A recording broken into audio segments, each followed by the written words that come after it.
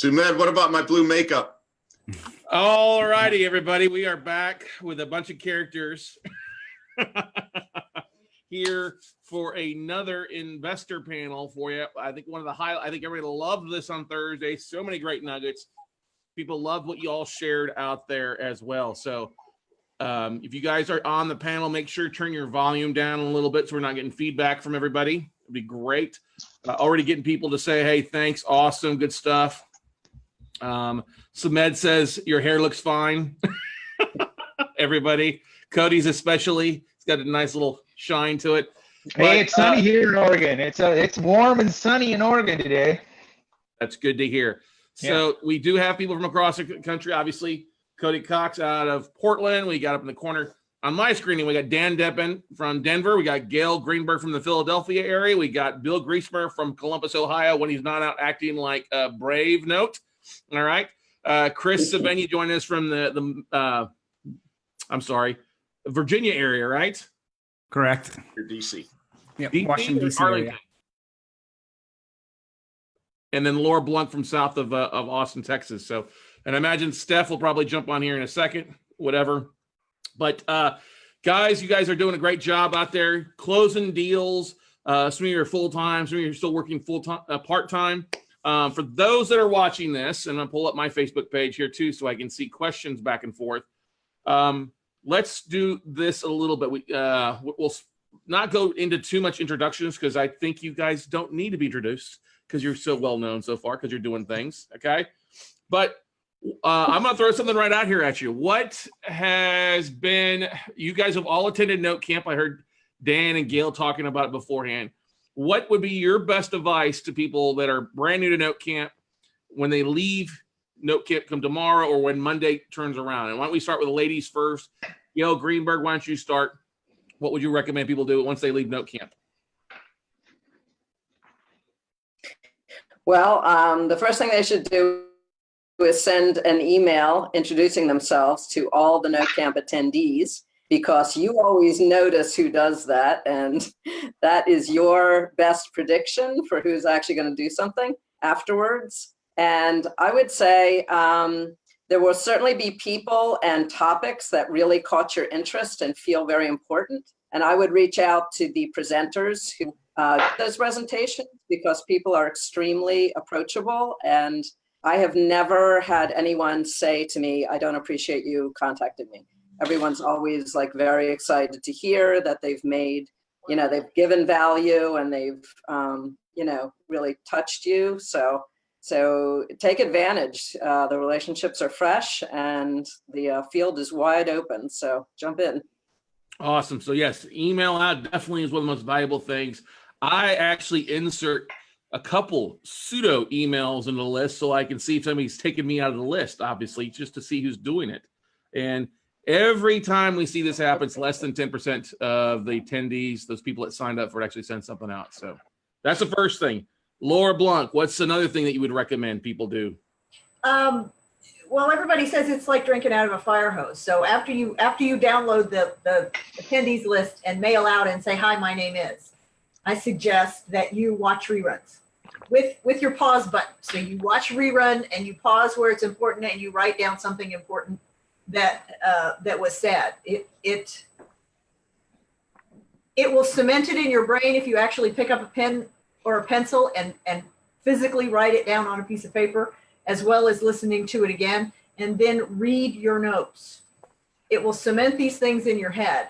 And the more you know, the more questions you know to ask when you do contact these people and say, hey, I saw you on Note Camp and I have this question, I have this question. And so rewatching is good. And I like what Gail said, contact these people. Everybody here is really very welcoming, very warming, very willing to talk and answer questions. Go for it. All right, that's good stuff there. And Laura, you already had a nugget from an earlier presentation today. I saw you post on social media. What was the big nugget you took away from a Room 2 video or Room 2 speaker?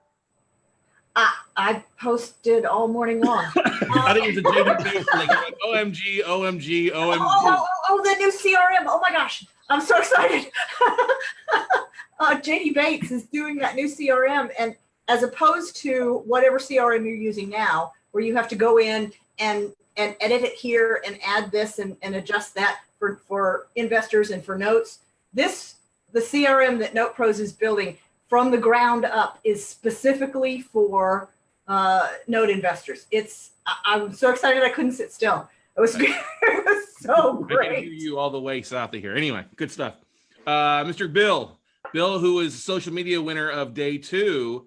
Why don't you talk a little bit about it? Because we have how many? We have 1, 2, 3 of the social media award winners on here who got a seat in the fast track before. So, Bill, why don't you talk a little about that a little bit, if you don't mind, how important that is?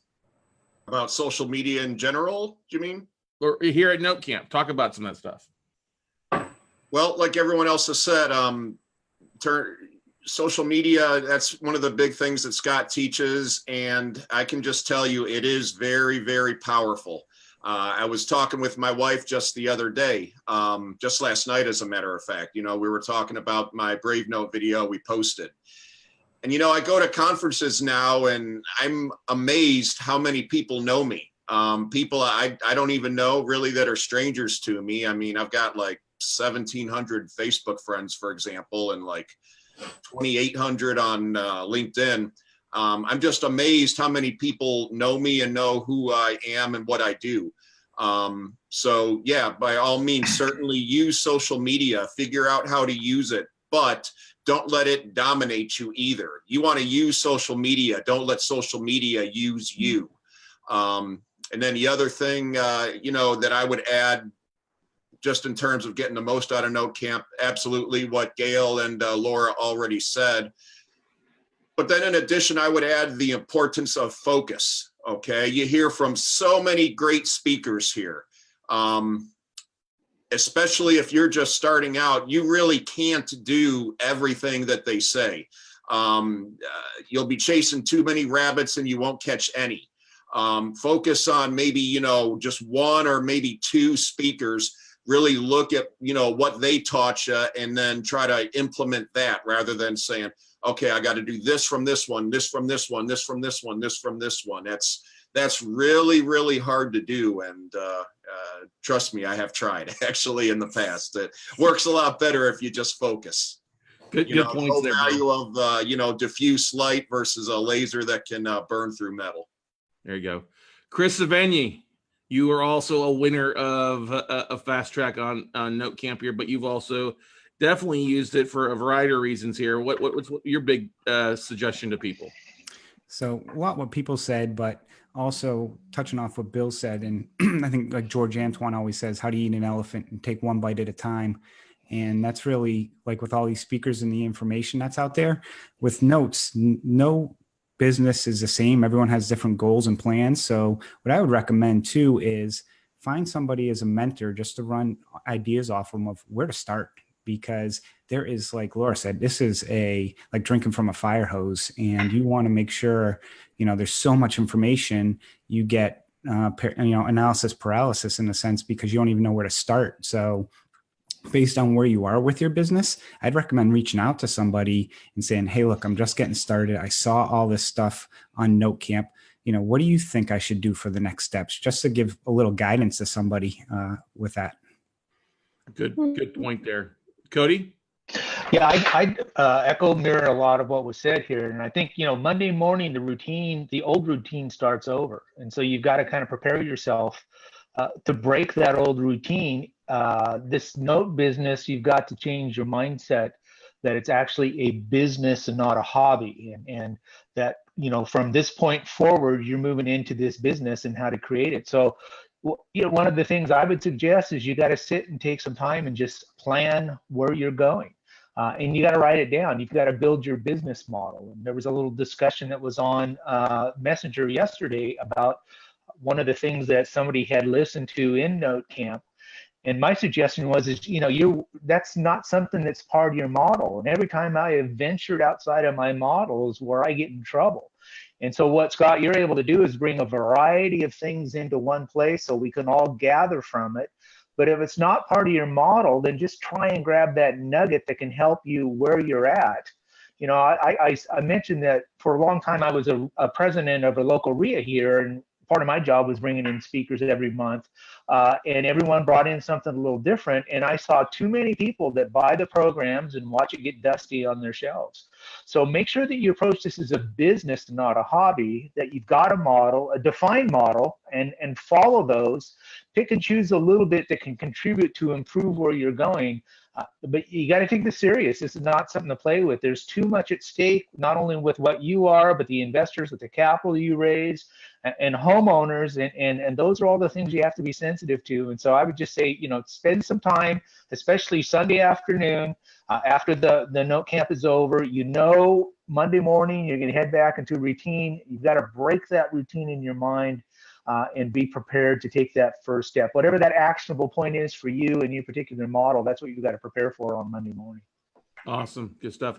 Dan, I know they probably took several of your ideas out here. I see you smirking when people are talking. That's okay. So what I always do after an event, whether it's note camp or a mastermind or something else, is I go through my notes. So hopefully you've been taking notes along the way, and then identify those, couple that are the most important things to act on, like Bill mentioned, and make sure you kind of plan those out so things don't get forgotten. But I like to put those notes too in some place where I'm going to be able to get to them later so I don't forget about them. So I use Evernote a lot, or I put stuff in a Google Doc, and it's nice to be able to reference those later. Like actually just about a week or so ago, I was going through some of the notes I took from the mastermind in Dallas back in August. And there were a couple things in there that I had kind of forgotten about. I was like, ooh, yeah, I need to go back and do that, because there's so much information. You're not going to just remember to do it all later. So, getting that down, either on paper or, somewhere online is really good while all the thoughts are fresh in your head. Then you can, kind of remind yourself later on. Good stuff. Yeah. Reviewing notes and then not trying to take, as you all have said, not trying to eat the whole elephant, just pick on one leg and chew on it for a while and be focused on stuff like there. Okay. Questions from anybody else out there watching? Any questions from those, whether you're online? I actually got a lot of people online, like Lincoln, Don, Larry, Charles, Eric, Laura, a bunch of others, Shannon out there watching on Facebook Live. We've got about 60 people here in the room right now. All right, let's dive. I'm going to throw a couple questions out because people ask me stuff. What, if you could give just one tip, just one thing, not multiple things. If you agree with somebody else, that's great. But it's one creative tip that you guys are doing to raise capital. And why don't we just go down to, we'll start with Dan, since you were the last one to go. We'll start with you first, Dan. What's one creative thing that you're doing to raise capital for your note deals?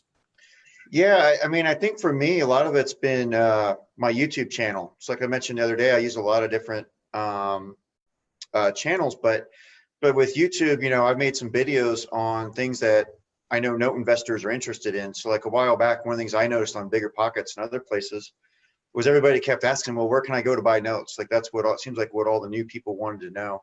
So I made a video called Where to Buy Mortgage Notes, and talked about some of kind of the main, some of the, exchanges and some of the other, more commonly known. So, I mean, obviously I'm not going to give away my good sources in something like that, but, but for somebody who's brand new, there's a lot of stuff that are kind of well known, but they're not necessarily going to find on Google. So a lot of people have found me that way and then ended up calling me and saying, hey, I want to talk about doing other stuff. So, and what's great about videos in particular is once you put them out there, they kind of live forever.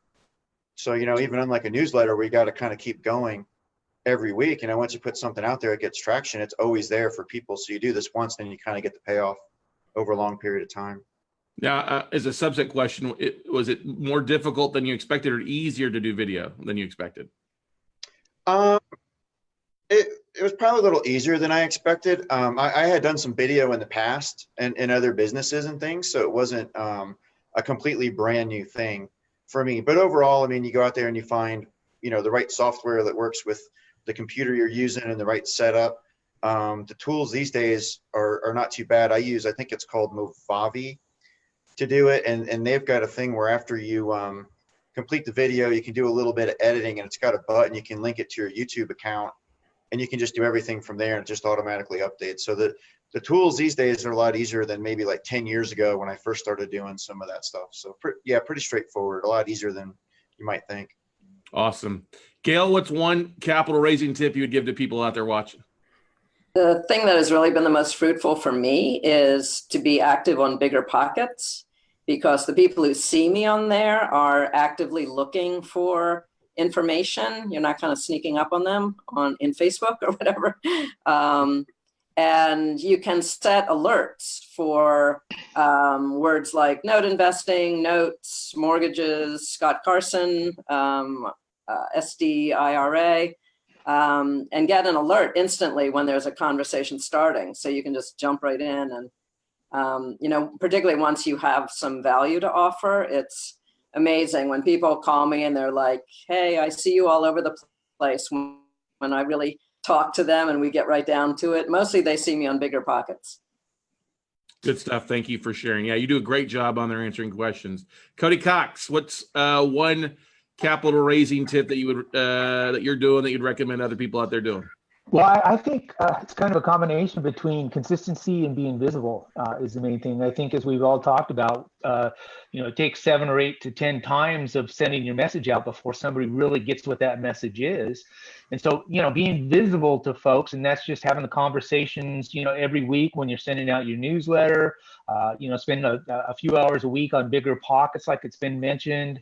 And, you know, just, and then do a video from time to time. You know, I do these Friday, what I call Friday strolls. And usually it's just a little something or other that just talks about, you know, what I encountered this past week or something that's bugging me, or sometimes I get a little philosophical. But it's, again, it's just that visibility to make sure you're out there and put your face and some words in front of people. And then it's all about trying to position yourself to be the expert. And once you can position yourself to be the expert, then people are drawn to you. They want to ask questions, and it just rolls from there. So awesome. Yeah. Thanks for sharing, Cody. Chris. Yeah. This one time at Note Camp, as you know, Scott, we've talked about this. I've, you know, sending out an email on Monday morning, you know, after Note Camp, and reaching out to people and just to talk to them and tell them what you got going on. But the other thing I've done, and it's grown, is using Infusionsoft. When you send out something, I create a landing page with my deals, and I provide, you know, a lot of information on there, but enough to have people ask questions. And you can see who's clicking on the links, so you know who's doing it, so then you can follow up with them. And I've made my way from, you know, putting text to now doing videos. So I'll do a video on the asset, provide information about the asset, the borrower, and put that in a newsletter with a link that goes to a landing page. And then, you know, every single person that clicks on that page. So you can go check back and check, and, you know, either pick up the phone and call them and say, hey, you know, I know she looked at this asset. Can I ask any questions? And, you know, typically, you know, I've never had challenges funding any deals. Right. Would all of you give me, without saying, can you give a big thumbs up that it's important to fill out the investor survey? Is it valuable? Can we agree on that? God, yes. That's how you get the list of who's at Note Camp. Yeah, exactly. Laura Blunk, what's one tool or trick that you're using to raise capital? Well, believe it or not, because I was in fix and flip and wholesaling for 9 years, I've had a lot of luck just contacting my old contacts here in Austin. Either hard money lenders or wholesalers or fix and flippers or even contractors that were at one time really, really busy, and now the market's getting harder and harder and things are, so they're like, well, so okay, tell me about this. And I've had a lot of luck with just old associations and going to RIA meetings and meeting up with people that I used to know and that I used to work with. And then I'm part of I homeschooled my children. And one thing about the homeschool community is 9 times out of 10, one of those parents stays home. So about half of those people, one of them stays home, didn't have a job to begin with, and they have money to deploy too. So I've had a lot of luck tapping into just my local people that I know and groups that I'm in locally. And it helps that they know me, and that even if, you know, we only met online, we can go sit down and have a cup of coffee. I'm not talking to somebody in LA. I'm talking to somebody here. So, I mean, I do the same thing. I mean, I've had a lot of luck online too, but most of this stuff that I've done is just from old connections that I've had that were in real estate. Awesome. Good stuff. Mr. Bill, Mr. William Griesmer, what's a tip that you would give to those out there about raising capital? I'll take this just a little bit different direction and just, let people know that there's ways. It doesn't always have to be necessarily in terms of going out and finding investors. The bottom line is you want to make sure that you have money to raise to buy notes for your business. So there's ways you can leverage what you already have to do that. Both Eddie and Donna talked about partials. That's a way to essentially get new capital to buy new notes based on resources and notes that you already have. There's also another thing called hypothecation. That's essentially going to a bank and using a paying note that you have as collateral. You can sometimes do that and get very attractive rates of return. And let's face it, I mean, I've had people say, well, that scares me because then, I have to pay interest on that. Well, you have to pay interest, some type of something to an investor. So, what's the difference between if it's a bank or to an investor? And, sometimes, especially if you're paying an investor half versus you're only have money on a business line of credit or something at 10%, I'd rather just pay 10% than half. So that would just be another way to go about that. So, using partials or hypothecation, those are the two that come off of my mind. And then Fuquan talked this morning about collateral assignments. I didn't quite catch all of that. I had to go and get my children. So I'm going to definitely be going back and watching the rerun of that myself. So. Okay. But that's great. I thought you would talk a little bit more about your special group that you run there in the RIA club there that you're doing.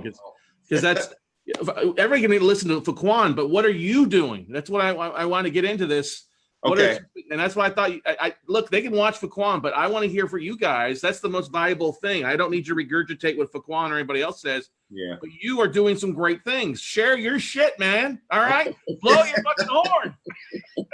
Well, here in Columbus, Ohio, actually, I now run our own note group, essentially, as part of COGRI, which is part of the larger real estate group here.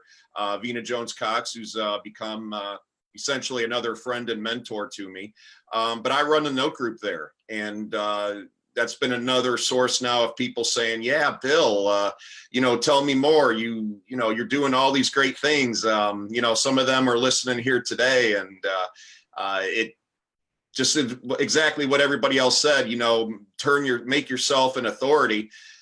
Just doing stuff like this adds authority and visibility to you and gives you a lot of credibility. And I've been doing more, speaking assignments and that type of thing. And even at my note group now, the last couple of sessions, I've just educated people on stuff that I know.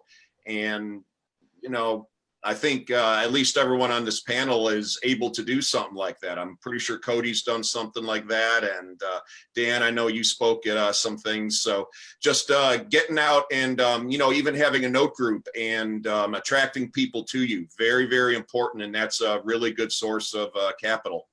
Right. Cody, you're still doing the hour session, hour and a half before the main group meets with your special interest group there in Portland?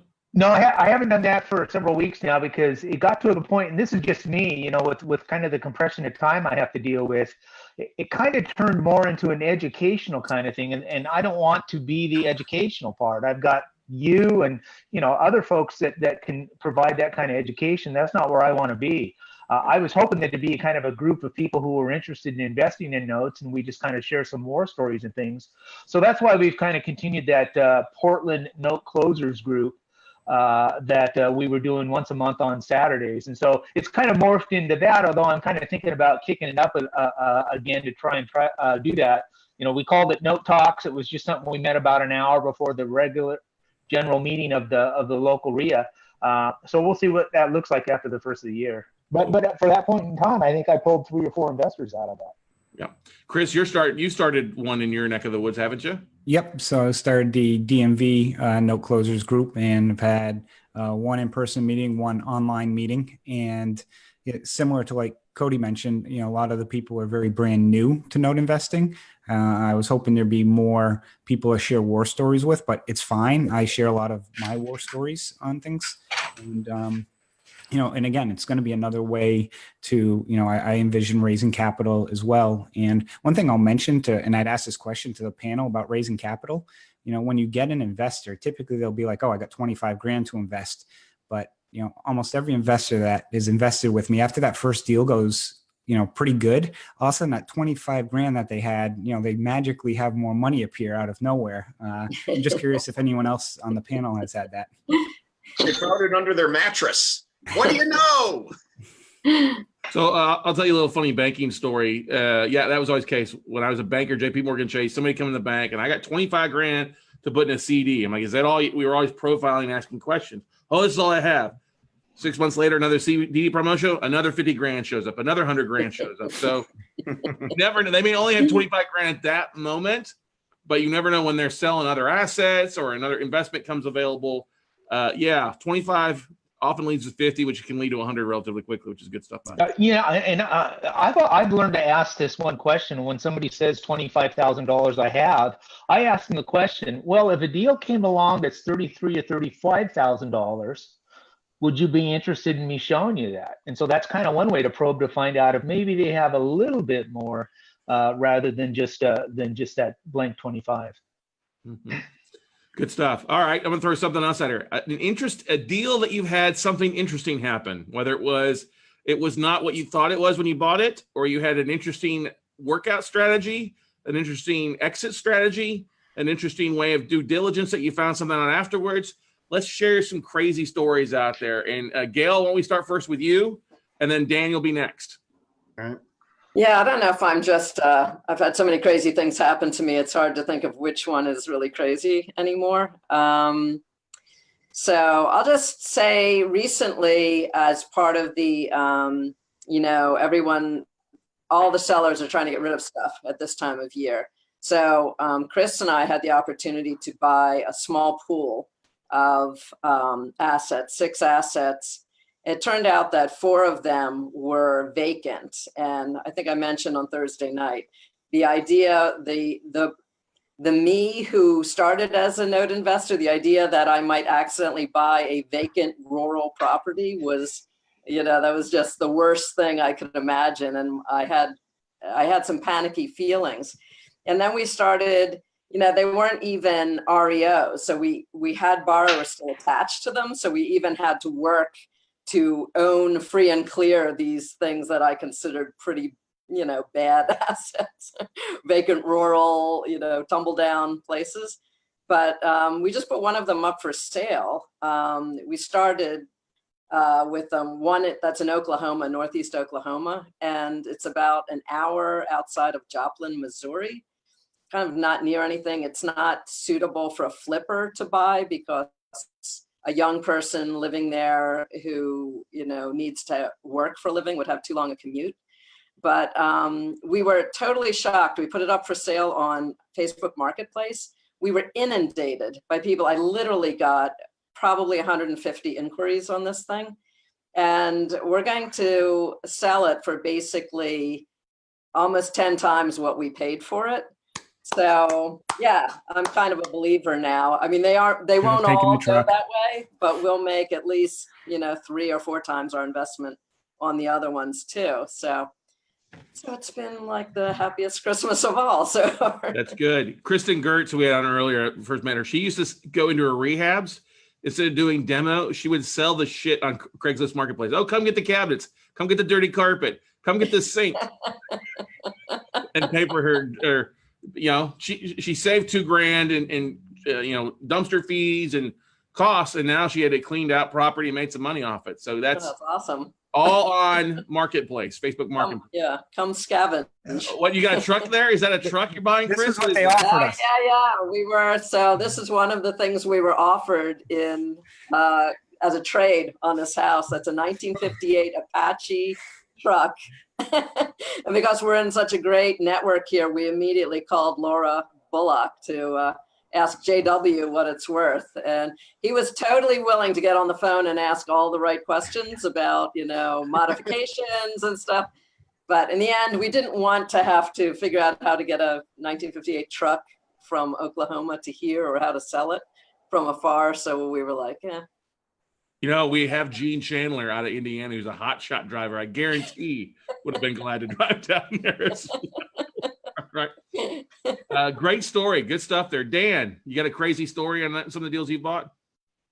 Yeah, so this one's a work in progress, so I don't know quite how this is going to end just yet. But last month, I took a road trip through Ohio and Indiana to scope out assets, and I found one really nice looking house in a really nice neighborhood, higher value than what I normally do, and was able to buy that.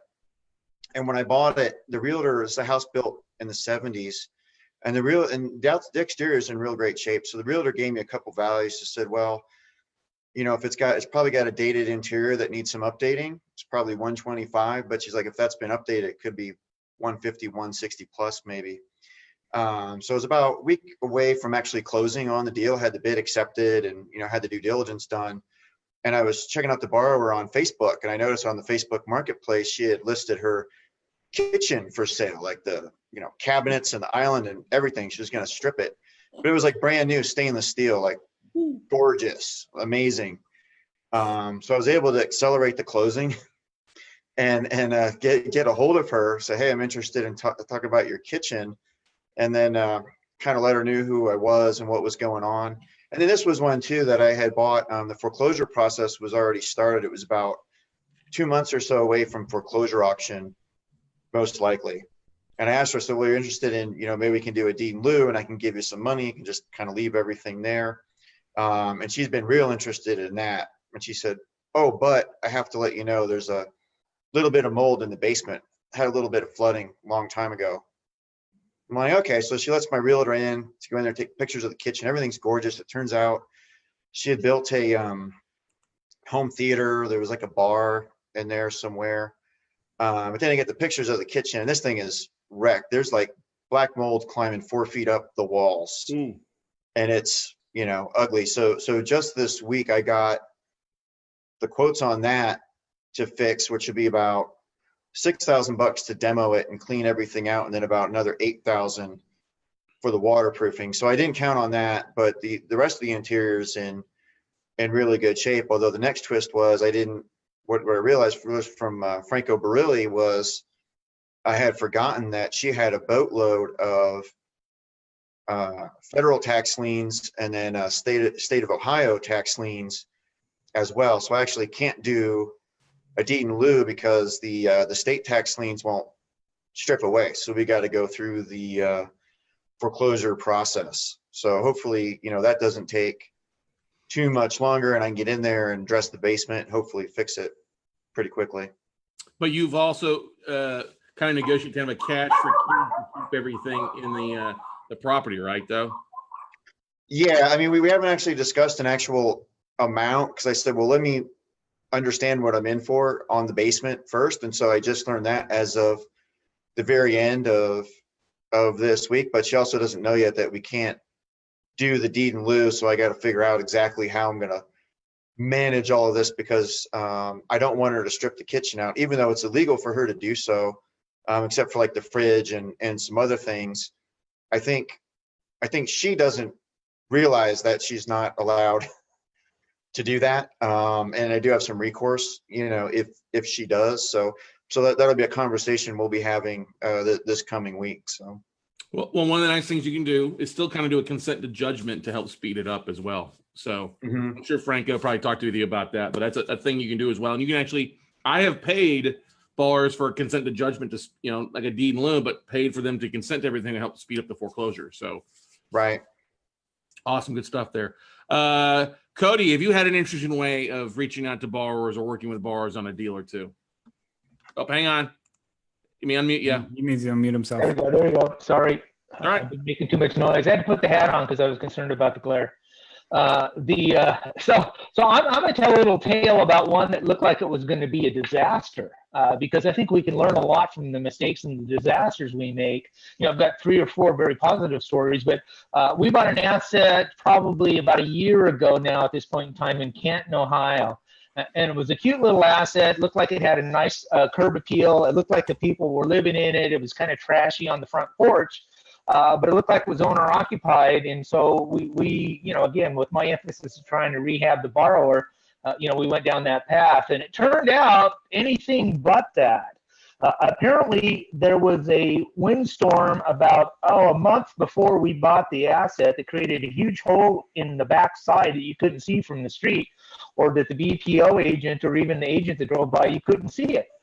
And for some reason, these people continued to live in the house from May of that year all the way to the point that we foreclosed on it in January the following year. Now, I found out that the guy who was the owner moved out. He allowed a friend of his who was a local pole dancer at one of the clubs downtown, and she had some dogs, and the dogs had their own room, and the dogs spent a lot of time in that room, and so the house really was just, and so because of the hole in the roof and the rain that was happening, it basically had created mold from the second floor down to the main floor all the way into the basement. And so we'd originally bought that asset all in for about $27,000. I sold it to another investor who actually happens to be one of my neighbors that I found out later for $20,000. So my investor on the surface of that looked like we were going to take a loss. But one of the things that we did is we got a deficiency judgment against that homeowner. And so our deficiency was at $62,000, which was like twice what the house was really worth. And knowing there's some risk on that because they could just do a bankruptcy and wipe it all out anyway, they came back to the attorney and said, what would I take to resolve that? And I first said 40 grand because that would have paid us off real well. Obviously, they couldn't do that. They came to us last week with an offer of $14,000 to pay off this judgment. And so we accepted that because what that's going to be able to do is pay back to that investor the shortfall we had to take on what looked like a big loss. Plus, there's going to be another $7,000 or $8,000 profit on that we'll be able to split per the terms of the joint venture agreement. And so it was one of those that, looked like it was going to be, oh my gosh, chalk this one up. I just paid a $7,000 tuition fee on this one. And I guess the dog's room, was not really nice, but anyway, it was one that as long as you stay persistent, make sure you do the right things from the beginning, get those deficiency judgments, because there's something that you can work with. They're a little bit more of the equity that you bought when you bought the note, and so don't give that up right away. So that was an interesting one, and I'm excited that that's happening here. I should get a proceeds check on that next week. So as Ron LeGrand would say, the smell of shit and piss or the smell of money. yeah, exactly. Yeah. I'm glad I never had to step foot in that house. Amen to that, brother. Good stuff there. Chris, let's say interesting story you've had, workout wise, deal wise. Yeah, I've got a few. And one thing I'll mention is what I do is when I go to buy every asset, I write down in a journal what I think the outcome is going to be. And then, a year later, you go read that. It's hilarious because what you anticipate never happens. I've had a borrower who was in federal prison for murdering his wife. He had a large concrete company and he had two workers dump acid on her. But the few I'll talk about is one is I had a borrower on a contract for deed who also had over 1.2 million in IRS liens. And it was a duplex and the borrower wasn't paying. But the borrower then put the house up on the market for sale and wasn't paying me. And I was in the process of actually getting the deficiency with Franco. And all of a sudden, I just went online for something and I saw the house was for sale. And I'm like, okay. So I call Franco and he's like, no. And so I call the real estate agent. And typically, when I have REOs and a realtor goes to list it, they always ask like, hey, where's the deed and stuff? But this agent didn't and had an offer and under agreement and everything and so forth. So actually this past week, I ended up, getting the property back. And actually the person who was going to buy it is going to buy it back from me. So that will be a nice little cha-ching. The one thing I'll mention about borrowers, two things is one is if you're going to do cash for keys, make sure you do an interior inspection. I had an agent do 2 interior inspections, told me a house was worth about 45, 50 grand. So I gave the guy $3 grand cash for keys to get him out of there. Lo and behold, his son who lived next door was a neighborhood drug lord of the neighborhood. But when he emptied it out and stuff, the agent comes back and says, yeah, it's worth like 25, 30. So that was an eye opener because we weren't, of course, given that much for cash for keys. So that was one interesting one that we ended up selling it, and I sold it to a contractor realtor on owner financing. And the other is I had a house in Virginia that I was getting ready to, again, do cash for keys. And, the woman was just, real slow doing it. So, one of the things I did is, and I think it was from, I don't know if it was your podcast or somewhere, I just ran an updated title report. And lo and behold, a week earlier, a property management company had slapped a $12,000 lien on that property. So thankfully I pulled it. And that's the other, little tidbit I'll give people on some of these random weird stories is if you're going to do cash for keys, also have Pro Title run an updated title report because you don't know who could have slapped a lien on it since you bought that property. So thankfully, it was really shit luck, to be honest with you, that I did it because it was the first time I did it on one. But those are, some interesting stories that, I have in regards to some of the workouts with borrowers and things that can go right and go wrong. Good stuff. Thanks, Chris, for sharing. That's great stories. Laura, have you had some interesting things happen with some of your deals? Yeah, I have two that come to mind immediately. First of all, we bought this house in Detroit, and it's a nice little house, big 2-story, really nice colonial. And it was one of the, oh, that's so cute, that where the numbers actually worked. So Julian was like, okay, you can have this one. And we went in and we offered her, she couldn't afford it anymore. And we offered her a deed in lieu. And she said, well, yeah, I agreed to do a deed in lieu with the last person. So the last servicer that had this before we did had offered her a deed in lieu. She had accepted, and they never sent it to her. Wow. So like, okay, we'll get that in the mail. And then like a week later, I mean, I hadn't even gotten that back and gotten it registered. And we about a week later, we got a letter from the local historical society saying, because I was the lender and they knew that the house was coming back to me, it was like, well, you need to know that this house is on the historical registry and everything you do to the exterior of the house has to be approved by us. Which, like, oh, good. I grew up in a house like that. My mother was just livid with them all the time. So it was like, oh, good. We're going to have fun with this. But it's not my, once we sell it, it's not my problem. Yeah, you'd be surprised, especially in the collateral files and things like that out there, how many times it happens where the borrowers agreed to do something with the previous seller or lender and they never got around to, I've had deed and lieu's, consents, insurance checks sitting in the files, all that good stuff out there. So just the other one that I think of immediately, I think it was in Toledo. I got a call one afternoon from the president of the homeowners association that said, your house is on fire. And I went, excuse me? And he says, I said, well, which house is this? And he told me, and he said, the fire department and the police are over there right now. So I'm like, well, okay, but I'm just the bank, but, and you can't get information from either police or fire until you've submitted it in writing. So if they were there online, this is like another 2 weeks before I could get any information. So I immediately called the fire department and I said, you've got trucks out right now at a house, I'm the lender and you've got trucks out right there. I know you really can't tell me anything because you don't know, you're here and they're there. Can you tell me, was it a 1 truck or a 2 truck? It was a big fire, a little fire. She goes, oh no, it's 1 truck. And I said, was EMS called? She said, no. It was like, okay, good. Nobody was hurt and it was a small fire. That's why you have insurance. Owner of the homeowners association that called me. Mm-hmm. Turns out it was just a little out in the electrical box outside. We contacted the owner. She number one, she had insurance. Thank you. I had insurance. She had insurance. She was covered. She wants to stay there. She's already made another payment. We're all good.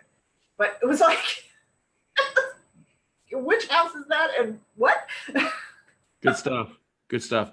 Mr. Bill, what's an interesting story in some of your deals? Yeah, so a couple years ago, I bought a performing note in North Carolina, and house, I believe, if I remember right, I think it only had 19 payments left. So I was like, this is like a chip shot, almost like what can go wrong. And it ended up being okay, but it wasn't as much of a chip shot as I thought. I got a bill after I bought it that, there were these bills from the county to mow it. And some of the bills were actually before the current borrower had even owned the house. I mean, this was from even a couple years before that. Part of it was from the current borrower, so then that got reflected back onto her.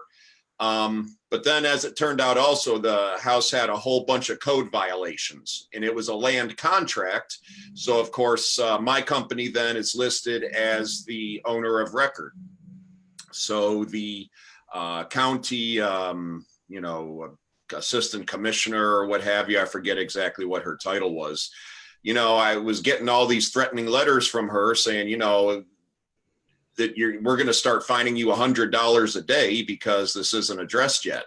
And so, I had to go through the whole mini explanation. I had to educate her on a land contract, and I'm not actually the owner, and this person is the owner. And, I don't think she ever completely bought it, but, luckily it was close enough toward being paid off that she, let me slide with just a $100 fine, which I wasn't really happy with, but that's a whole lot better than $100 a day times however many days. And then I had a problem with the county actually recording the land contract. They sent it back 2 times because, they're nitpicky rules and this type of thing. So we finally got it squared away now. And then the borrower was finally like, I paid off this house, and why isn't it recorded yet? So moral of the story is that's another thing that I suggest people add to their due diligence is looking if there's any code violations on a house. So it ended up working out okay. Cool. Got a couple questions here. Odie asked the question, what's been your biggest hurdle in running your note business? And when we start with Gail, do you want to start first with there? What's been the biggest hurdle in running your note business? My biggest problems, I think I've been pretty open about this, have been my own kind of internal resistance to things. I was very risk averse when I first started in this business, and I don't think there's any kind of real estate you can do if you're afraid of taking risks. And I was actually just reflecting earlier, I'm now so not like that anymore that in April, I decided to buy a car, and I saw one I liked in Durham, North Carolina, and I live in Philadelphia. And after just talking to the dealer on the phone, I bought a one-way ticket to Durham, North Carolina, and went to drive this car. And I drove it home, and I thought, afterwards, I thought in the many hours when I was driving back, I thought, what would I have done if I hadn't bought this car? That was kind of a big bet. Not, wouldn't have been fatal. I would have just had to go buy a really expensive plane ticket home. But I thought, boy, I've really changed, this business, these experiences have really changed me for the better. It's exciting. Good so stuff. that was the picture of Gail driving that Maserati home. Lambo. That's right. It's a Toyota Lamborghini. Toyota Lamborghini. Toyota Lamborghini. It's a Celica Good stuff there. All right. convertible. Cody, what's been your It's biggest? kind of a cult car. I had one many years ago, and I decided. Well, I think that the biggest thing for me is when you're starting to get about 20, 25 notes, and they're kind of going through this cycle, because these things have kind of a long sales cycle, if you will. I mean, we spend a lot of time on how to acquire a note, all the due diligence that goes involved in that, and running this vendor, running this BPO, and things like that. And then you buy the note, and then there's all these little detailed things that you're kind of learning along the way. And so the cycle, once you've got stuff still coming in, but then you've got stuff that are halfway through this process and on the backside of the process, so you kind of run up against this little wall at about 20, 25 notes that you have in your pipeline. And then part of my biggest problem, I think, is being able to delegate tasks to other folks. And so even though we do hire these vendors to do these kind of things, you still need to be able to follow up on what they're doing. I mentioned it when we were on the podcast on Thursday. It's like herding cats in a lot of ways. So you're this symphony orchestrator, and you're trying to bring all these things together with multiple lines going on at the same time, and multiple instruments, if you will. But that's kind of the deal, is being able to orchestrate it all to make sure that it comes to the end and all kind of fits nicely together. So, and it comes down to time too, just being able to devote the time to figure out what every note is in your pipeline, and what stage you're at, and then kind of what's next, anticipate what's next. So, I mean, to me, that's the biggest thing, is just you come up to a point where you just can't do it all yourself, and you got to be reliant on other people. And I know, Scott, you've been after me for, I don't know, 13 months on that. So, pretty soon I'll listen. Someday you'll hire an assistant to help you with it. Someday. That's why we had the music playing, all the little things during the break. Chris, what would you say your biggest hurdle is? A lot of things like time and consistency are typically one of the biggest hurdles. The other thing I'll throw out there too is, buying notes versus running your note business is two different things. And making sure you pay attention to, each asset is like its own individual little business, and make sure you're just managing and following your cash flow on each asset. Because as you start getting foreclosure and costs start to incur, you want to make sure that, you had enough money from your joint venture partner, or if it's your asset, because all of a sudden, if you have to start funding deals, you got 1, 2, I've got, 50, 60 active notes right now. All of a sudden, if I have to put out, 500 or $1,000, every note, that's a lot of cash. So that's the one thing I'll mention as well to people is, as part of your business, you always want to make sure, the status of your note and your cash position on every note. And the other hurdle is just having borrowers actually, do what you say. Unfortunately, but sarcastically, get with these non-performing notes and stuff, working with the borrowers and making sure you stay on top of them, because like people say, oh, I'll get a deed in lieu, or I'll get a cash for keys agreement. You need to stay on top of that, because if you don't, they'll hold it for as long as they can if you don't constantly chase them. So kind of like what Cody said, we hire professionals, and you need to manage them and make sure you have the right team. Exactly. We do have a question about cash for keys here real fast. We'll answer that as well. And they asked, do you go and automatically change the locks really fast? And the question that is yes. If they're out of the property, okay, if they moved out of the property, yes, go change the locks immediately. If it's a vacant property, you have the right to go change the locks even before deed in lieu is the lender. So that's one thing you have to think about. Fannie Mae, if there's an empty property that Fannie Mae's foreclosing on, that's one of the big things they'll go do. They'll go change the locks to protect their investment. So yeah, Chris said something earlier about making sure you have interior inspection or interior photos before accepting cash for keys. Very, very important on there. But literally, you don't give them cash until they're walked out of the asset for the most part, right? Yep. Bill, what's biggest hurdle for you, bud? For me, part of what Chris said, not surprising, he and I think a lot alike on a lot of things. I would say really setting up your systems and processes, because a lot of that, Scott does a great job of teaching that. However, there's just no substitute for experience, and going through an experience. And I even mean little things, even in terms of mail, making sure that, you're checking your mail frequently. Like there was something for our business that got mixed in with our personal mail once. So making sure that, you really think in advance. Okay, what is the outcome that I want to happen in the end? Okay, now how do I set up the system to ensure that? So setting up your systems and processes, and then really focus in locking in and being consistent with that. Figuring out the very best way to do things. I've become a big believer in checklists. I mean, if a pilot uses a checklist every single time they take off in an airplane, well, then that's good enough for me to buy a note. There you go. Use checklists and systems and processes, and then just really accepting that some things take time. I've heard, I think Dan said the other day, it can take time to develop relationships with both investors and asset managers and note sellers. You have to kind of acknowledge that up front.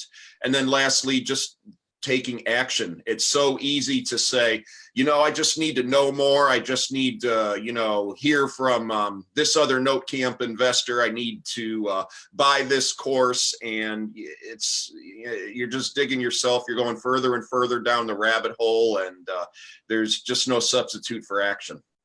Awesome. Dan, biggest hurdle for your business? Yeah, I mean, it's similar to what Cody was talking about. It's just being able to, once you get to 20, 25 deals, being able to follow up on everything you need to follow up on. I mean, I really wish I lived in a world where, every vendor and every other counterparty just did exactly what they were supposed to do. But, stuff falls through the cracks all the time. And, right now I've got, 25 notes I'm about to close on the next 5. So I'm doing due diligence on those. I got loans that are being boarded. Ones are in loss mitigation. Ones are in foreclosure. I got a Rio, and, if somebody on one of those deals drops the ball on something, it can be hard to find out, and it can cause a lot of problems if you don't notice it. So, my focus, especially over the last month or so, has been, kind of updating the way that I use, tools like Pipedrive to keep track of everything, and, setting reminders and setting, different things. And now I'm getting a lot better at being able to kind of look at the portfolio and know what's going on every deal, or having little tripwires that come up and say, hey, did this person do this? It's like, oh, no, they didn't. I need to go follow up on that. So, I mean, it's little stuff, but once you get a system in place to handle it, things get a lot easier. But yeah, beyond a critical mass, if you just try to keep everything in your head, that's going to be real rough and probably pretty impossible. So one of the best bits of advice I can give to everybody, even on this panel and those watching, is when you hit 20, 25 assets, you got to bring somebody on. You got to bite the bullet and bring on an assistant for even 10 hours a week, 20 hours a week. Find somebody to split that. Yeah, Cody Cox has been deaf for this for like 2 years. Yeah, it's funny you say that, Scott, because in about a week and a half, I have somebody starting 20 hours a week. Yeah, for that very reason. So that's good. And I'll tell you what, hire 2 people. And I only say this from voice of experience here. Your first assistant that you bring on will make you 6 figures. Your first assistant, because they'll do all the little shit you shouldn't be doing, so you can focus on the good stuff that makes you money. Okay. So don't be afraid to hire 2. Like when I hire somebody, I try to hire 3 or 4 people at the same time, because I know 1 or 2 people are going to flake off, and that's okay. They flake off, that's fine. I just didn't want to hire one person, have that flake off, and be back in the same thing again. So big, when you're hiring this person, every time you teach them, record it, so you don't have to retrain them again. You now got a video series that people go back and watch for you. Okay. So it's so valuable. I know a lot of us like, oh, I can't afford $500 a month. Literally, that 10 hours a week is costing you 4 to 5 times what you'd be paying them. And I only say this, voice of experience, been up and down 10 years. Every time I've hired somebody, it's saved me a ton of money and made me money as well too. All right. Laura Blunk, what's the biggest hurdle? Now what's great is you've got Julian as your partner helping out with a lot of things to focus on things. So what's the big thing that's kind of your hurdle? You're right. I'm lucky I've got Julian, and he's taking over a lot of stuff. But I'm also learning to farm out. My biggest hurdle was, and you guys have all touched on it, there are so many working parts to this. And it's like spinning plates, and you're not just spinning 6, you're spinning like 15 or 20, and you can't let them fall. So my biggest thing is, and it could just be the way my brain works, but time blocking. I absolutely have to time block. Otherwise I will forget something. You send out your mail on a Tuesday, and then you have to do resend on Thursday, and then you have to resend. I'll forget the next one, and if I don't time block it, if I don't write it down, and if I don't have it in my calendar the week before, not just I'll write that down tomorrow, the week before, and read it before you go to bed. What am I supposed to be doing tomorrow?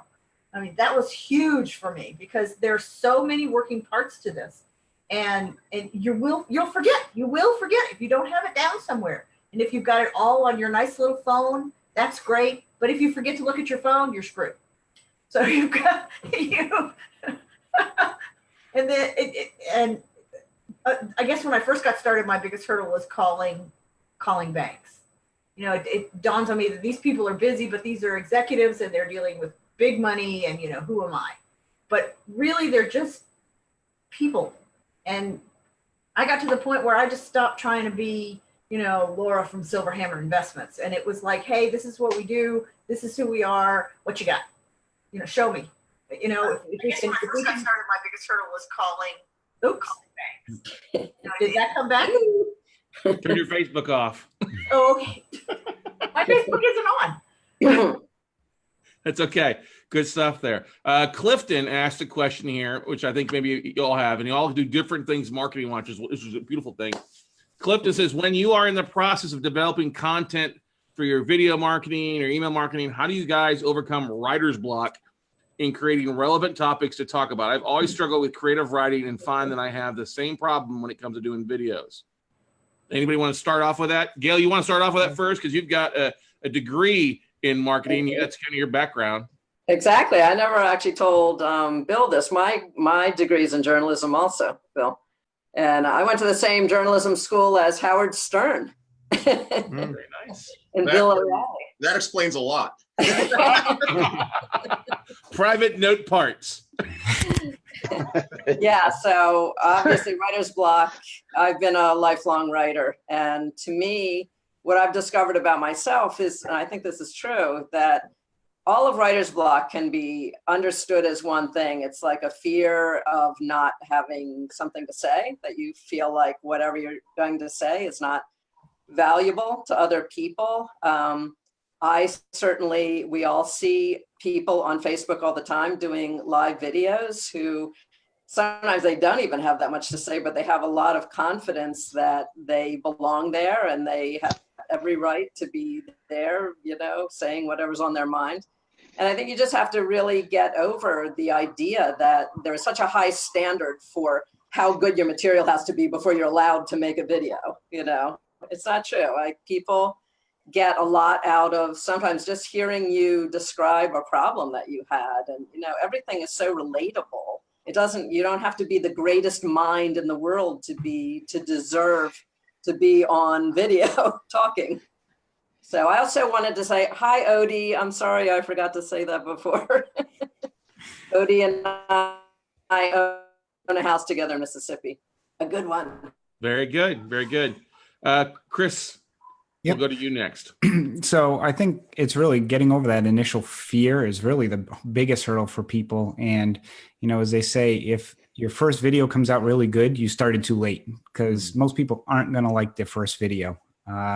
And really, as you get into this business and you see ideas and get involved, the content comes naturally. If you're involved in either attending our RIA groups or, watching your podcasts or Note Night in America or buying notes, there's so much happens within this business. A lot of these notes, it's almost like having, everyone has those weird stories with their family. And that's really kind of some of these stories with notes that you can easily share a lot of those. And I see some questions too, like with software. I use Camtasia for a lot of my videos because you can put intros and outros and record stuff right on desktop. But, it's one thing that I still need to work on. I'm not, proficient at the videos yet, and I'm starting to work on it. But I think the biggest thing for people is, the more you talk to people, the more ideas that will come up, or you'll see things and, just share your ideas and thoughts. And that's really, what I would recommend to everyone out there. Awesome. Question for you and Gail. How many times did you refilm or re-record your first episode for the podcast? Actually, we didn't. So we actually haven't re-recorded it. So we re-recorded. We probably will wish we had. Yeah. And you got to acknowledge that, as you start out now, we've got, 7 or 8 recorded, that you get much more natural and it starts to flow much better when you start. But again, like you've always said, it's not going to be perfect, and you can't work for perfection because you're never going to get there. You just need to start and continue to work on it and grow. And that's really, what our thought process has been on it, and how I've taken video and things now in presentations is, hey, look, it's, natural. You try and act natural, be yourself, and you'll get that experience. Like with notes, the more notes you buy, the more experience, how to handle certain situations. Exactly. You said something earlier. The worst stories, case studies are better. And Clifton, you're going through a couple of deals right now. Share what's going on, brother, because everybody wants to know the good, the bad, and even, the ugly is even more important. Share the ugly. People appreciate that. Cody, What's a tip that you use with content? Well, I kind of always jokingly say I'm just this humble mortgage guy from Eastern Oregon. So I kind of approach it a little bit just kind of a storytelling. There's a lot of things that you can encounter during the course of a week that if you just kind of think about it, how can going to a football game relate to mortgage, buying a note? And so there's a lot of ways if you just learn to tell a story and talk about, what you encountered during this past week. I think that's the important part. I'm not trying to be, I'm a solopreneur. I'm not trying to build a big enterprise business. So I don't want to come across like I'm trying to build a big enterprise business. I just want, people to kind of relate what I'm doing, what I'm going through, maybe an experience, and they'll, maybe something in what I've said or something in what I've written, and they'll say, oh yeah, I can understand that. And so it's just trying to build those relationships, even though you don't really see that person firsthand. And there's just a lot of things that you can write about that are just, happen to you during the course of a week. And so that's the important thing is you don't have to try and think that you have to overthink and overwrite, and sometimes I put poor language in there on purpose, just to try and draw an attraction on that. So it's just those little things that, just trying to relate to your audience. And I think that's the important thing is you're doing any form of marketing. And I'm sure, Gail would back this up, is before you start anything, you got to figure out who is your market. Who am I really trying to market to? And then, kind of build your little story about who the end person is who's going to read that. So that's kind of, maybe it's a little folksy sometime, maybe sometimes it's just a little off, but still, you've got a little message that you're trying to talk about and just, write it to the end there. So that's what I try to do. Just a humble mortgage investor with bad grammar is what you're saying then, right? Yeah, most of the time. Yeah. But you know what? You understand. Exactly. Dan, what about yourself, bud? Can I just add something? Yeah, go ahead, Gail. Yeah, I just wanted to say it can be very helpful, particularly in the beginning when you're not comfortable yet, to have, set up a camera and have someone actually sit there and talk to them and kind of lose your self-consciousness about the fact that you're recording it. Just have a conversation. Great tip there. Dan? Yeah, I mean, for me, during the course of any given week, it seems like there's always a million different things going on. And there's usually something that's kind of at the forefront of my mind or something I'm learning that's new to me. So, what I try to do is just take whatever's on my mind that week and talk about what I'm learning and share that with everyone. And people really seem to, appreciate learning those lessons and, the thought process and how things evolve. And so, like I said, with the level of activity that's going on at any given time, it's not really that hard to come up with some subject because usually I've got like 5 different things I can pick from, that are racing through my head that I can talk about. And it's nice too because you're not, trying like to sell somebody something at the way too, right? You're just sharing your experiences and what you're learning, and it's educational for them. And I've gotten a lot of good feedback on that. Cool. Laura? By yourself. No. I can agree with everybody here. When you start doing a newsletter, when you start doing videos, and I'm bad at doing videos, but content sort of comes to you, and I am absolutely shameless plagiarization. I get I get ideas from Note Night in America. I get ideas from reading Dan and reading Cody and watching Bill, and I mean, and it's like, oh, that's a really good point. I bet I could expand on that, or that's a really good something. I could expand on that. And I also like to think about who am I sending this to, because obviously, one newsletter to lenders is not going to be the same as newsletter to potential JV partners. So who's my audience? Who am I directing it to? And then what is it that they might want to know? What would I want to know in their place? So you kind of put yourself in their place and who you're directing it to, and then you get ideas from all over the place. I think I told you when I did that, when I did the podcast with you, driving up to Dallas, I would see a billboard, and it was like, oh, that's really, it was a clever catchphrase. And it's like, oh, I could use that for a title and then expand on and pull this into it or pull that into it. You start creating content, and then you start seeing content everywhere. Mhm. Well, I think it's a big thing. It's sometimes it's simpler. You don't have to do an hour-long video. 2 minutes, just sharing a little nugget. And then, of course, you could be like Mr. Bill over here, who the last 2 note camps is probably the most interesting marketing piece off of both of them, from whether it was, Brave Note just yesterday, the world release of that, to the Twilight Note Zone from 6 months ago as well. So, Bill, first of all, how much mead did you have to buy for the people that took place in Brave Note is what I want to know. Oh, there was a good amount. How's that? A flagon. How's that? Okay. But where do you, what's some things that you use for content? This is part of what Laura was getting at. I think action drives content. And if you really just step back and think of things, if you don't have any content, it's because you're not doing anything. And I don't say that to pick on Clifton. He's a friend of mine. We do the same type of work because I've done that before, Clifton.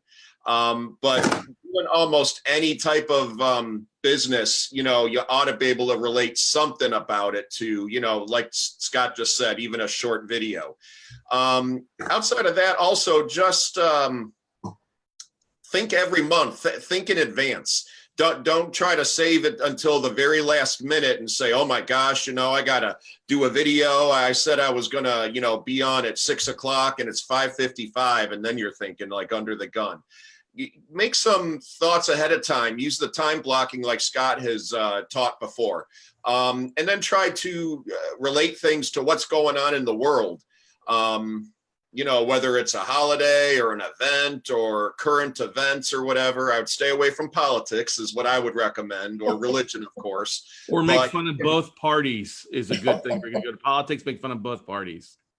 Yeah, maybe you could do that. But although some people, that's what they love. They love to just take one side. And if, they can sell to 50% of the audience, that's what they like. It's not I would recommend. It's not hard. You could always draw a mustache on somebody as well, too, and post that as a creative thing. Good stuff, Bill. All right. Yeah, that went over real well. Yeah, it went great. Hey, it went great. Some of us appreciated it more. It's better than I expected. Let's just put that out. Now, quick little thing. What's one software or one website that you use in your business to help you with systems? Because we had a question here from Sandy. So what do you recommend to have good management of systems and processes and time blocking? We could go on forever there, but as in software videos that help, let's do this. What's one website that you use on a pretty regular basis that helps you in your business? This could be marketing. This could be due diligence. It could be blocking. What's one website, one software that you use? Dan, let's start with you. Chris, you'll be next. Yeah. So the most important one is probably Pipedrive, but one that people don't know about, I use a lot, is called Boomerang. So you can use that with your email. So for example, if you can keep your inbox clean, if you want a message to disappear but come back a couple days later when you're going to deal with it, you can do that. But the other thing that I like that's really cool is you can send an email and you can say, okay, if it doesn't respond, then pull this back in my inbox. So as I was talking earlier about how when you get all these deals going simultaneously, and it's easy if someone drops the ball, it's hard to catch. One of the ways I help catch that is, hey, if I don't get a reply to this, show back up, tomorrow or 2 days later, and that keeps things from falling through the cracks. Good tip there. Chris? Yeah, for me, it's Infusionsoft. I've built it, and it's a complex system, but I've been able now to, between the campaigns that go out to everyone, and I'm actually going to be launching very soon a portal for all my JV partners. They can log in and see the status. So instead of sending them reports, they can actually log in and see live information and all of it's done through Infusionsoft and the contacts and everything I have through there. So, and the time saver that's going to have for me to focus on, on my business versus in my business it's humongous. So I would say it's Infusionsoft. So if you guys did not watch Darren Adams' session yesterday, go do that. He offered an amazing special on that. Plus the customer service at Infusionsoft is extremely valuable as well. They're really good on the phone out there. Gail, what's one software, one website that you use in your business that you'd recommend? Yeah, well, this is kind of a dull choice, but QuickBooks has been really key. Once I got it set up appropriately to generate reports for my JVs, it's been killer. I can give them completely detailed lists of every bit of activity that's happened on their accounts. And before I ever was an investor in notes, I did invest in the fund of a guy who's famous for doing seconds, and his communication with his partners on that fund was so terrible that, we basically, after 2.5 years of almost no communication and not knowing what was going on in the fund, we basically, led an insurrection and, a total mutiny, to the point where this guy, who never gets questioned, ended up closing the fund early because he thought we were such brats.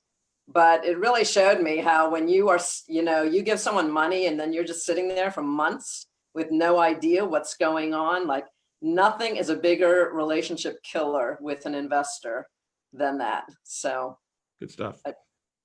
Good stuff. Yeah, QuickBooks is definitely key, not only on the front end, but also coming tax time too as well, to keep things organized for you. Yes. Cody? Well, I'm a big Pipedrive user, and I know that they've developed something and added some things on there, so it's constantly improving. I would also add, and this is kind of funny, is Grammarly. I've added Grammarly, so just to make sure I'm spelling the words right, But I think the third thing that I use that I find real good is simply just Google Drive. And, I build folders for every single asset that I have, and anybody that's an investor on that asset always has access to everything that goes on in that file by simply, clicking on the link to get into that file, because you're able to upload everything into that, all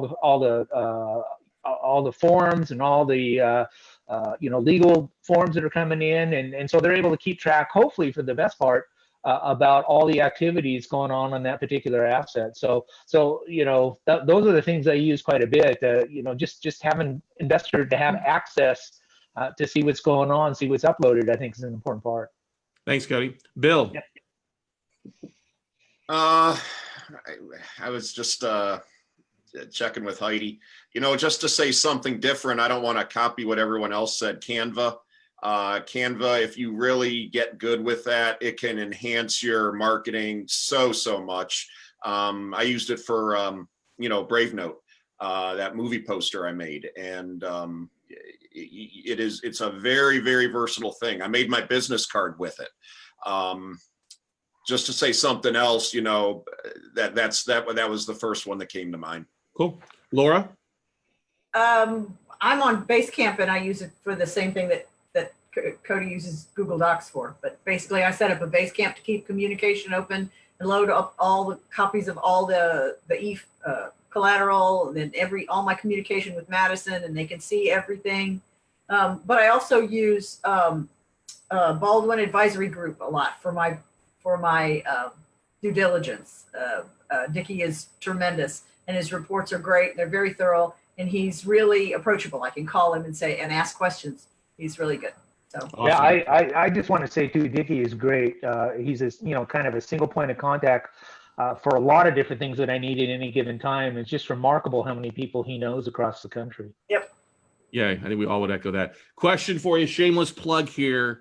How valuable was coming to the Fast Track and being part of the mastermind of your business? Wow. It never went quiet there. Wow, that's great. You'll make your money back in 2 to 3 months. Say what, Chris? You'd make your money back in 2 to 3 months. I concur. If you implement what you teach over that course of time, the payback or the return is exponential in regards to, now you can go do it on your own and you're just gonna stumble and you'll eventually get there. But the payback, I think, and just having that one-on-one with you, and it's custom, so you cater it to, individual specific strengths and weaknesses. It's invaluable. And, that's when we did, Patty and I did that podcast while you're away, that's kind of one of the things we talked about. And it really is a fast track to getting your business ramped up, going, and just some little tips and tricks that you show, can really expand your profits. Anybody else? Yeah, I'll say this again, and I mentioned this maybe a couple times, is that, being a former RIA president, I've seen a lot of people come in, and because of that position, I was able to get comped into a lot of weekend kind of things or other, other sort of little conferences. All I had to do was get there. But Scott, yours is the only stuff I've really ever paid for, and I think there's value there. I saw the value in it, and like Chris said, it's just like, you're going to make it if you just do what you're told, if you just do what is taught, and just sitting down and being able to talk with you, because you never really get that in opportunity any other way. It's just to sit down and talk one-on-one or in a small group, and you follow what you come up with, that game plan. Again, like Chris said, you're going to earn that money back, that cost back in 2 or 3 deals right away. And so for me, I saw great value in it. I took advantage of it, and then it's just up to me to take the action. Yeah. Gail? Yeah, so I always tell people it's like you can kind of flop around on the dock like a flounder for months or years. You pick how long, or you can go to Fast Track. And like I said on Thursday, you open the vault and not only share all your sources for notes. That's like the biggest thing, is being able to buy something at the beginning when nobody knows who you are. And when I see what note sellers go through with people who don't close, you realize how valuable it is to have that introduction from you to all those individual. You gave us the actual email addresses of all those people and instructions to tell them that we are in your mastermind. And boy, the doors swing open and it's off to the races after that. It's really invaluable. I don't even know, I don't know what I would be doing right now if I hadn't done Fast Track. So, Thank you. Dan? Yeah, I was going to say, just the information on sourcing is worth the price of admission alone. The asset manager list and the, some of the short list of sellers, that on its own would make it more than worthwhile. And that's really only a sliver of what you get there. And for me, I did the Fast Track back in February, and my plan with notes was to eventually do it full time, but not in 2018. I didn't have a time frame. And, less than 6 months later, I ended up going full time. So as Chris said, if you take that information and you actually put that into action, you can really make a lot of headway really fast if you use it. So. Exactly. Laura? Breakfast burritos were worth the price of admission, by the way. The Torchy's tacos. Tacos. Yeah. Nobody has ever accused me of not feeding anybody good here, overfeeding them. I'll tell you that. Torchy's is the source of Scott's superpowers. Torchy's tacos. Okay. The super soldier. The mastermind for us has been really good. Being able to call people and talk to people and being able to sit down with them and getting other experiences. And the mastermind is like this. It's a panel of people talking to each other back and forth and asking questions times 12 or 15, because there's 50 of them there, and they're all active they're not wannabe note buyers. They're active note buyers, and they all have experiences, and they can all pipe up real fast and say, oh, I did that. And this is what we did, or this is who helped me. So that's been invaluable for us. And Fast Track, heck, that was so good. I did it twice. Bill? Yeah, I echo a lot of what everybody else said, but then in addition, and this is both as Fast Track and Mastermind, the We Close Notes, it really is like a family. There's a lot of support there. If someone contacts me and, I see that they are, in Mastermind, I really go out of my way to try to do the very best I can with them. I really can't overstress enough. It really is kind of like a family. I've never really met any jerks there. You can't always say that. Scott kind of weeds them out, or they weed themselves out, one way or the other. So, the support you can get from, quote, family, it's just invaluable. And I guess, you asked for a shameless plug. Scott cares, guys. Anybody that's listening, Scott, I do really believe this. I do think he cares more than almost any other real estate educator out there. He's real, overwhelmingly good. He's real. You don't, not all quote gurus, they don't always seem real all the time. Scott's, he's pretty genuine.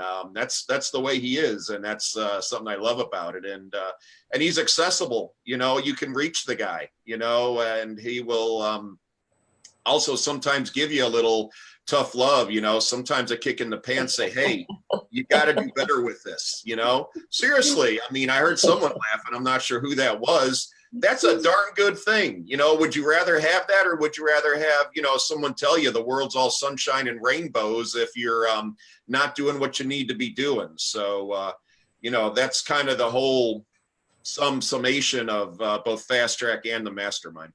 So we appreciate I appreciate all you. Love all of you guys. I do care. And that's anybody that comes with the Fast Track or the train, stuff like that. We keep it an asshole-free environment. I have uninvited several people from coming through a Fast Track or a sneak peek. And yeah, you're just not a fit. No offense.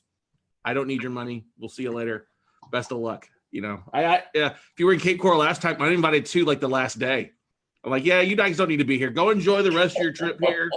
You don't belong here. So that's the biggest thing. Well, I know that you guys are doing great things. I absolutely love the growth you guys are having. Expect big things from all of you in 2019. As I said before, anybody, I'm here to help out any way I can, help promote you. As you guys run into hurdles, I always love getting phone calls and say, okay, call this person, call that guy. And even if you just need to vent to somebody, never let the shit flow downhill. Always let shit flow uphill when you vent. And I know some of you have taken advantage of that, and I'm always glad to listen and help tell you, hey, let's get you back on track, right, everybody? Yep, that is true. Awesome. There's a lot of heart in this group, and not a small amount of it is from you. Yeah. Awesome. Guys, if you're interested in hearing more about the Fast Track or the Mastermind, just drop me an email. I'm glad to spend some time with you on talk about involved with it and things like that. We do have our next Note Mastermind actually in just a few weeks in Cape Coral, Florida, down at the Westin Resorts, where we're excited about. Love that area. We do offer up some sneak peeks. Just drop me an email at scott@weclosenotes.com, and we're glad to get on the horn and talk with you this weekend or Monday or Tuesday. But once again, guys, thank you so much for taking time on a Thursday and your Saturday here. Guys, we're looking for advice or somebody that wants ideas. All of these people do an amazing job. Our mastermind, I think, is second to none out there. It's not because of me, more so. It's because of the quality people that we have in it that just, I'm a big believer. I can make people successful. I'll rise to the top as well. So, guys, have a great rest of your Saturday. Thank you again so much for being here. Thanks for providing such great nuggets to everybody out there. And we'll see you guys all later. All right. All right. Scott. All right, Happy thanks. Thanksgiving. Yep. Happy Thanksgiving, everybody. All right, guys, we're just going to take a short 2-minute break. Let's get reset here. I got Grant Kent coming on here in room 1. Grant is going to share some nuggets with you guys about creative owner financing and subject to strategies. And then over in room 2, if you're looking for some help with marketing, Stephanie Lohart from Boomtown Marketing, a friend of mine, is going to do Instagram Investor Pro. I know a lot of you guys are looking for she's awesome at marketing as well. You've heard Christy White's earlier. Christy's just as good. They're both great. So if you miss Christy, check out Stephanie. Can't go wrong there as well. So see you back here in a minute. All right, everybody. Bye. All right. Thanks, guys. I appreciate it. Thanks, Scott. Thank you, Scott. Great Thank you, job, Scott. everyone. Thank Bye. you, Scott.